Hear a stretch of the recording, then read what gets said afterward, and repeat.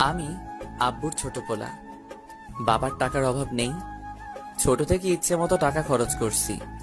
কখনো বাবা টাকার বিষয়ে কথা বলেনি। ফ্যামিলিতে সবাই আমাকে ছোট সাহেব বলে ডাকে। আমি এবার ইন্টার সেকেন্ড ইয়ারে পড়ছি। এবার আসা যাক গল্পে। শাহাদাত কাকুর দোকানে বসে চা খাচ্ছি। হঠাৎ বাসা থেকে বড় ভাই ফোন দিল। আমি ফোনটা রিসিভ করেই, হ্যালো। শুভ, কোথায় তুই? চার দোকানে চা খাচ্ছি। কেন, কি হয়েছে? তাড়াতাড়ি বাসায় আয়। পারবো না, এখন আমার একটা কাজ আছে।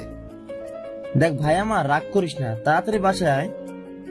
আচ্ছা, আসছি বলেই বাইক স্টার্ট দিয়ে তাড়াতাড়ি বাসায় পৌঁছলাম।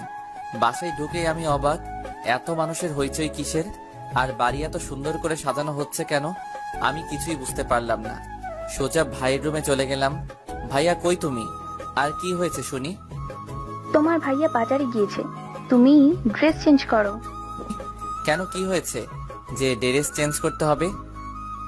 আজকে তোমার বিয়ে। আমার মাথায় তো আকাশ ভেঙে পড়লো। কি, আমার বিয়ে মানে? আজকে তোমার বিয়ে। আরে মানে কি? ভাইয়া চলে আসলো। এসেই, শুভ, চল গোসল করতে হবে। ভাইয়া আমার বিয়ে, আমাকে আগে বলবে তো? এখন তো বললাম, চল এবার তাড়াতাড়ি।